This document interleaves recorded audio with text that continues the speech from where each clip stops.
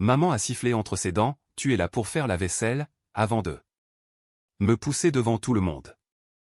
J'ai commencé à m'éloigner, puis grand-père. Elliot, âgé de 84 ans, s'est lentement levé et le visage de ma mère est devenu livide. La main m'a heurté le dos avant même que j'aie pu reculer ma chaise. Ce n'était pas un simple contact, c'était une poussée, paume à plat, délibérée, de celle qui propulse tout votre corps vers l'avant, que vos pieds soient prêts. Ou non. Tu es là pour faire la vaisselle, a murmuré ma mère d'une voix basse et tranchante, sans que son sourire ne quitte son visage, ne nous met pas là. Honte. Et c'est ainsi que je me suis retrouvé à marcher vers la cuisine, la tête baissée, la mâchoire serrée, mes pieds faisant ce qu'on leur avait appris. Toute ma vie, obéir, disparaître, me faire toute petite. Derrière moi, 12 invités en lin repassé. Les futurs beaux-parents de Tiffany étaient assis à la table en acajou que ma mère avait louée spécialement pour ce brunch. Les traiteurs s'affairaient dans leurs tabliers noirs impeccables, dans le tintement des flûtes de champagne et le brouhaha des conversations polies. Et ma sœur Tiffany riait de son rire parfaitement répété. Ils avaient tous vu la scène. Mais personne n'a dit un mot. Puis, je l'ai entendu, le bruit d'une chaise raclant le parquet, un son lent, comme si celui qui l'occupait avait une intention importante. Je me suis arrêté. Je me suis retourné. Grand-père.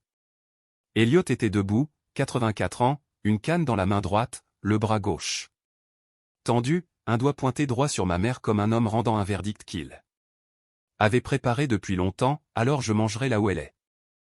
La pièce est devenue si silencieuse que j'entendais le crépitement des bougies. Je m'appelle Ashley, j'ai 26 ans et, jusqu'à il y a 11 semaines, je croyais sincèrement, avec cette certitude tranquille que l'on a pour les choses que l'on n'a jamais osé remettre en question, que j'étais simplement la déception de la famille. Pas de drame, pas de maltraitance, juste une présence en moins. J'ai arrêté mes études à 19 ans, non par stupidité ou par paresse, mais parce que l'anxiété qui couvait depuis l'enfance avait atteint un tel point que sortir de son lit demandait plus d'énergie que je n'en avais. J'ai trouvé un poste dans un magasin de décoration appelé Arboreum, où, en 5 ans, je suis devenu la responsable d'équipe la plus fiable. J'étais doué pour le travail, doué avec les gens. Je payais mon propre loyer pour un petit appartement à 20 minutes de chez mes parents, je conduisais une vieille Peugeot avec une bosse sur le pare-choc arrière et je me disais que ce calme, cette stabilité, suffisait. Ma mère, Clarissa, née Bartlett, n'était pas une femme qui croyait à la stabilité. Pour elle, l'élégance était une position morale, les bonnes écoles, les bonnes fréquentations, la bonne adresse. Elle avait épousé mon père, Gérald, quand j'avais à peine 2 ans, et elle avait passé les 24 années suivantes à sculpter une version de la famille Monroe qui avait une forme très précise, et je n'y entrais pas.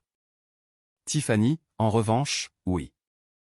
À 29 ans, diplômée d'une grande école de commerce, elle travaillait dans le marketing à Paris, portait la bonne taille de vêtements et disait les mots qu'il fallait. Tiffany était fiancée à un certain Beckett, le fils de Randolph, propriétaire de concessions automobiles dans le Bordelais. Ce brunch était là. Rencontre officielle des deux familles avant la fête de fiançailles prévue le mois prochain. J'avais été invité. Cela aurait dû être mon premier signal d'alarme. Ma mère ne m'avait jamais invité à rien d'important. J'étais un personnage de fond dans ma propre famille depuis si longtemps qu'une invitation ressemblait à un piège. Je me suis dit que j'étais paranoïaque. J'ai mis mon plus beau chemisier. Je suis arrivé à 10h45, 15 minutes en avance, car c'est comme ça que je suis. Ma mère m'a accueilli sur le seuil, vêtu de son blazer vert, me regardant comme on regarde un désagrément mineur qu'on a décidé de gérer. Tu peux aider les traiteurs, a-t-elle dit, reste en cuisine jusqu'à ce que je t'appelle. J'aurais dû partir sur le champ. Je ne l'ai pas fait. Pendant 40 minutes, j'ai découpé des fruits et les ai disposés sur des plateaux que je ne mangerai jamais, j'ai rempli les carafes d'eau et écouté, à travers la porte de la cuisine, ma famille se donnait en spectacle pour des inconnus. À 11h23, j'ai poussé la porte avec un plateau de saumon fumé et j'ai failli percuter ma mère, qui avançait avec l'élan de quelqu'un qui veut écarter un obstacle. La main a heurté mon dos. Les mots ont fusé entre ses dents, tu. Elle a pour faire la vaisselle. Ne nous mets pas la honte. Puis le grincement de la chaise, le grand-père Elliot debout. Il était le genre d'homme qui parlait peu, mais dont chaque parole déplaçait les meubles. Il avait bâti le groupe Monroe d'une petite agence immobilière régionale à un empire présent dans 4 villes. Il était l'homme le plus puissamment calme que j'ai jamais connu. Il avait passé mon enfance à une distance confortable, présent aux fêtes, généreux. Avec les chèques d'anniversaire, mais jamais vraiment proche. J'ai appris plus tard que c'était délibéré de la part de ma mère. Mais ce samedi matin-là, avec sa canne et son doigt pointé, il a réitéré, je mangerai là où elle est. Ma mère a ri, de ce rire exercé et méprisant, papa, elle fait son numéro habituel. Ça suffit, Clarissa, a-t-il dit, en prononçant son prénom comme on prononce un mot dont on ne veut plus se servir. Puis il m'a regardé. Ashley, ma grande, montre-moi le chemin. Nous nous sommes assis au comptoir de la cuisine sur des tabourets dépareillés, tandis que les futurs beaux-parents de Tiffany encaissaient la scène. Grand-père a poussé l'assiette de tartare de saumon qu'on lui avait servi et m'a demandé où étaient les œufs. Je lui ai préparé des œufs brouillés et des tartines. Il a mangé lentement, délibérément. Et pendant un moment, nous n'avons rien dit. Puis il a posé sa fourchette. Pourquoi ne dis-tu jamais rien? J'ai haussé les épaules, à quoi bon? Il n'écoute jamais. Il a étudié mon visage longuement. C'est en partie ma faute, a-t-il dit. J'ai laissé l'ego de ta mère agir trop longtemps. Ce brunch était un test, Ashley. Je me suis arrêté, comment ça? Il a repris ça. Tasse de café, j'observe ta mère depuis des années. La façon dont elle te traite. Je devais le voir de mes propres yeux, devant les gens qu'elle cherche à impressionner. Il a posé la tasse, elle vient d'échouer à ce test. Mon cerveau peinait à comprendre, c'était ton idée. J'ai suggéré ce brunch à ton père. Je lui ai dit de t'inclure. Il a fait une pause, je devais savoir si elle te traiterait comme une famille ou comme du personnel. La porte de la cuisine s'est ouverte violemment. Ma mère se tenait sur le cadre, tremblante. Non pas de chagrin, mais de fureur d'être publiquement humiliée par la seule personne qu'elle n'avait jamais pu manipuler. Tu nous humilies, a-t-elle sifflé. Tu l'as fait toi-même, a-t-il répondu. C'est une ratée qui travaille dans la vente. Elle n'a pas sa place à cette table. Grand-père n'a pas sourcillé, c'est la seule personne à cette table qui ait accompli une journée de travail honnête. Et je préférerais lui léguer tout ce que je possède. Plutôt que de te regarder utiliser mon nom pour impressionner tes invités une fois de plus. Mon cœur a manqué un battement. Les fonds, les actions, la maison au bord du lac. Il l'a fixé, tout. Le visage de ma mère a pris une couleur que je n'avais jamais vue. Pas de la colère. C'était quelque chose de plus ancien et de plus froid, de la peur. Tu ne ferais pas ça.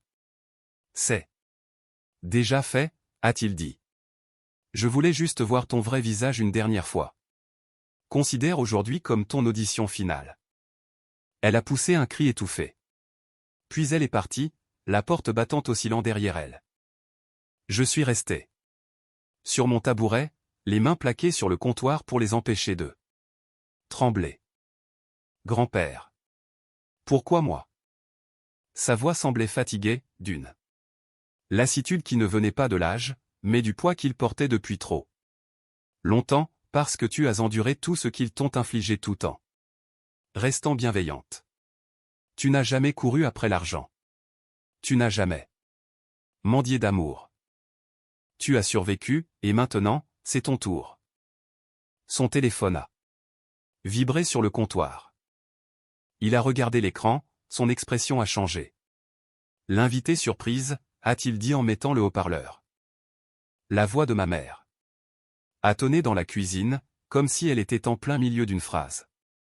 Commencé 20 ans plus tôt, tu m'as humilié devant la famille de Tiffany. Tu as idée de ce que ça nous coûte? La seule chose que tu as perdue, c'est ton sentiment de supériorité, a-t-il dit. Cette fille n'a même jamais eu ça. Place ici. Elle n'est même pas, il a raccroché. La cuisine est devenue très silencieuse. Je l'ai regardée, qu'est-ce qu'elle voulait dire? Il a frotté ses tempes avec 2 doigts, l'expression d'un homme qui a redouté un moment pendant une éternité et qui y est enfin arrivé. Dis-moi, ai-je insisté. Ce qu'il m'a raconté pendant les 20 minutes suivantes a réorganisé chaque souvenir de ma vie. Clarissa n'était pas ma mère biologique. Elle avait épousé mon père quand j'avais 22 mois.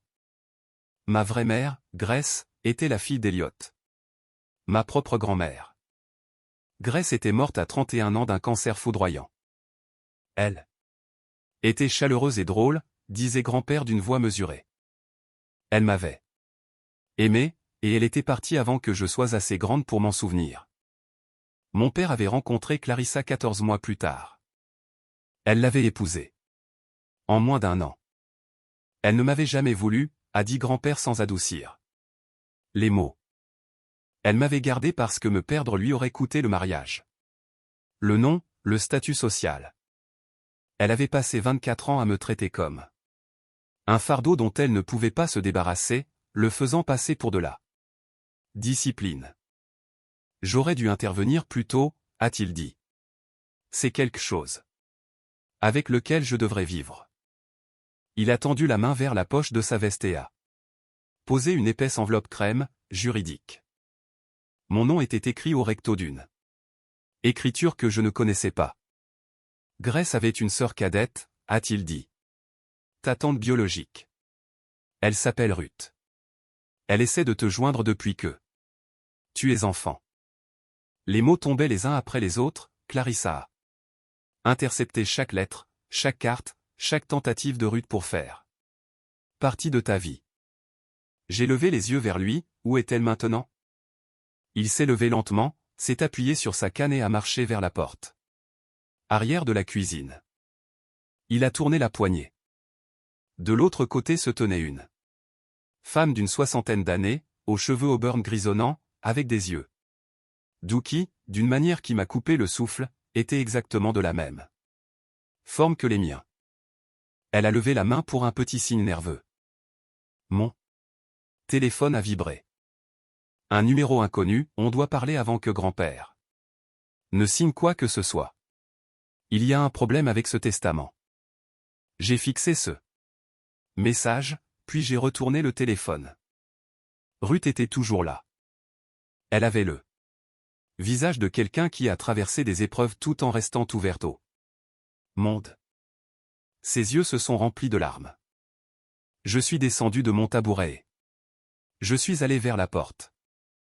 Elle a poussé un soupir, comme un souffle retenu. Pendant 20 ans. Puis ses bras m'ont entouré et j'ai pleuré comme je ne l'avais pas fait depuis mon enfance. Grand-père s'est rassis et a fini ses œufs. Plus tard, nous avons examiné le message.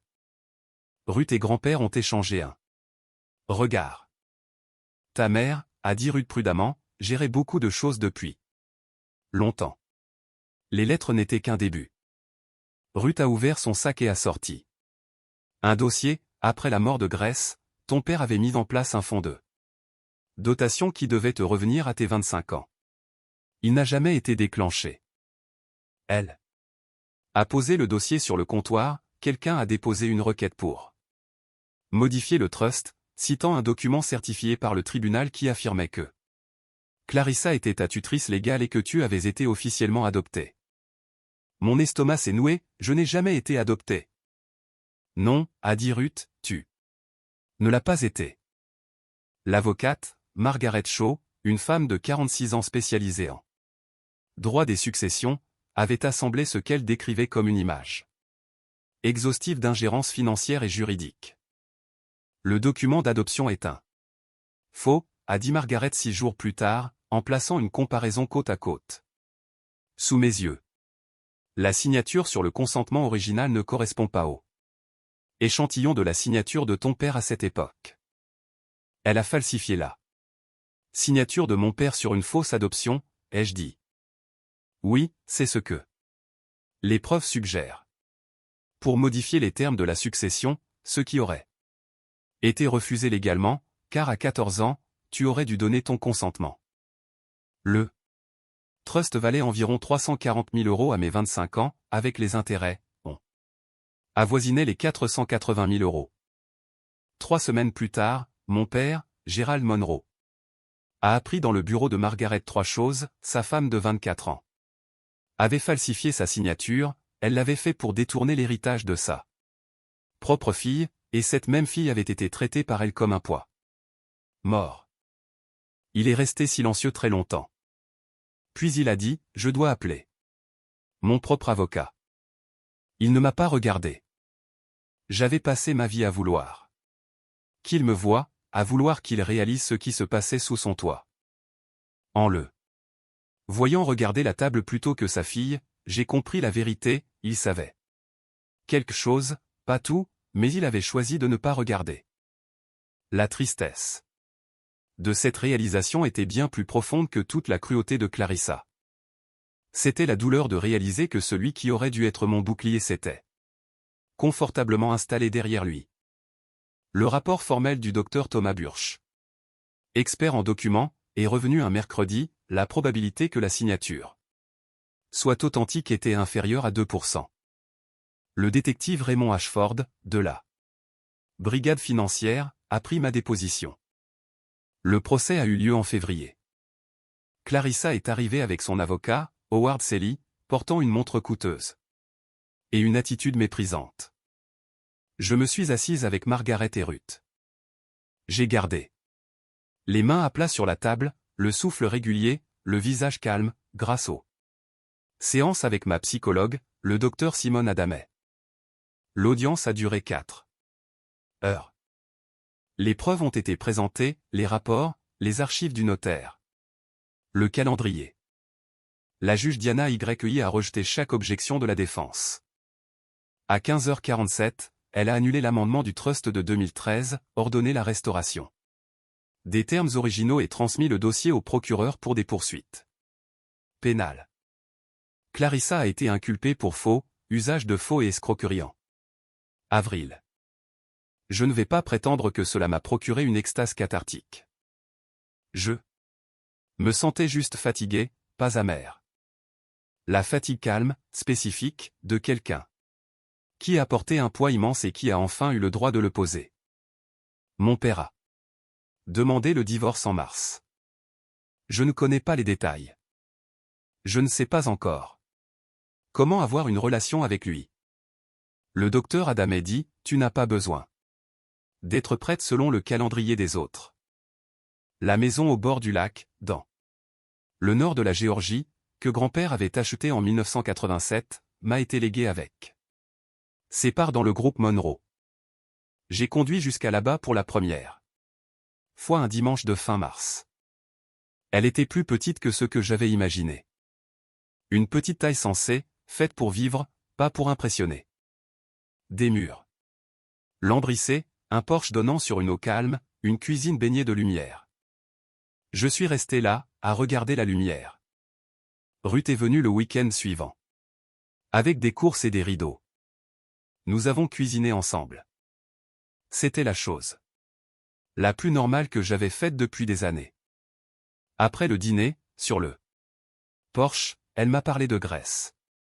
Pas du drame, mais de sa vie. Les détails ordinaires et irremplaçables d'une personne qui avait existé.